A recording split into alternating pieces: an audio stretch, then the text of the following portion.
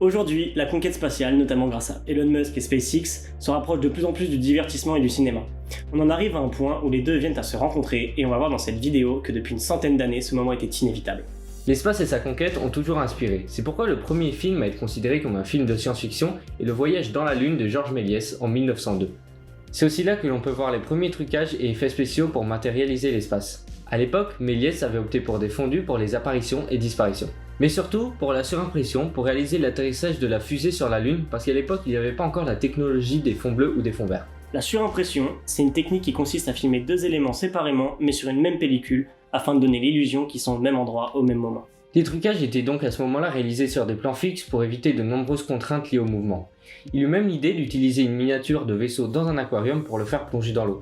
On verra plus tard dans cette vidéo que cette idée aura été très avant-gardiste. A la suite de ce film, très peu de réalisateurs osent s'attaquer au sujet, notamment à cause de la difficulté à retranscrire cet univers si particulier. Il y aura tout de même quelques films reprenant des effets similaires, comme La femme sur la Lune de Fritz Lang, qui utilisera des maquettes et la surimpression. Ce n'est qu'en 1968, avec la sortie de 2001, L'Odyssée de l'espace, que le cinéma reprend sa conquête. Ce film révolutionne le genre. L'utilisation des maquettes devient omniprésente et elle s'accompagne de nouvelles technologies de grues et bras motorisés, permettant des mouvements de décor impossibles auparavant. Une autre avancée se trouve au niveau de la caméra, qu'on commence à déplacer dans le décor et plus l'inverse. On peut le voir surtout dans les premiers Star Wars qui récupèrent ces innovations et les perfectionnent. Par exemple, les réglages des caméras peuvent être contrôlés par ordinateur. C'est en s'alliant à une petite équipe de truquistes et d'ingénieurs que George Lucas fonde ILM qui gagnera son premier Oscar dans la foulée. The winner is John Williams for Star Wars.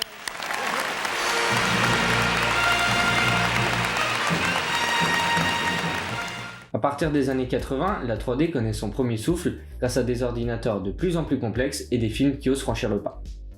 Pour l'époque, ça paraît totalement fou, mais on est loin des résultats photoréalistes du début des années 2000, comme par exemple avec le film Mission to Mars. Bon, après faut pas trop leur en demander quand il s'agit de faire un alien en 3D. À partir des années 2010, on a affaire à une vraie post-production digne de ce nom, avec des effets spéciaux très réalistes. On parle par exemple de Gravity en 2013, Interstellar, Ad Astra ou encore tous les Star Trek. D'ailleurs, en parlant de Star Trek, je vous invite à aller voir notre vidéo sur les lens flares. Vous allez voir que c'est pas forcément à cause de ces mauvais effets spéciaux qu'un film peut se retrouver dans la tourmente. Du coup, quand on voit tous ces plans avec des explosions, du feu, etc., on peut très vite se demander si les réalisateurs ont une vraie volonté de respecter la physique ou s'ils s'en foutent complètement. Faut savoir que les explosions ne sont pas possibles dans le vide de l'espace. D'ailleurs, le son non plus, n'est-ce pas Star Wars ? Mais bon, ça plaît aux spectateurs, alors on en abuse un peu.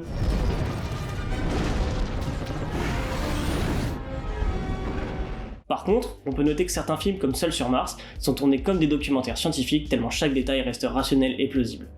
Alors, on resitue le contexte. On est à la fin des années 50, les États-Unis et la Russie se livrent un duel pour être la première nation à aller dans l'espace. Dans le milieu du cinéma, c'est exactement pareil. Niveau film, on a en 1984 le long métrage Return from Orbit de Alexander Surin, un réalisateur russe. Ce film a été partiellement tourné à bord de la station Salyut 7, une station soviétique. On a aussi en 2008 un anglais du nom de Richard Garriott qui a réalisé Apogee of Fear. C'est un court-métrage qui a entièrement été tourné à bord de l'ISS. You're upside down. No, you're upside down. Obviously, you're upside down. You're the one who's upside down. Du côté des Américains, on a Tom Cruise et son équipe qui ambitionnent de tourner le dernier volet de Mission Impossible dans l'espace. Nos dernières nouvelles, ce sera seulement quelques scènes qui sont tournées à bord de l'ISS.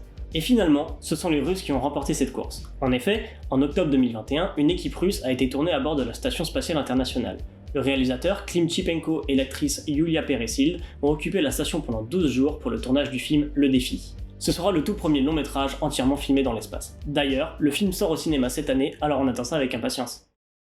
Merci de nous avoir regardés, dites-nous en commentaire si la vidéo vous a plu et s'il y a d'autres sujets du genre que vous voudriez qu'on aborde. N'hésitez pas à vous abonner et laisser un pouce bleu. Comme d'habitude, on se dit à la prochaine pour une nouvelle vidéo.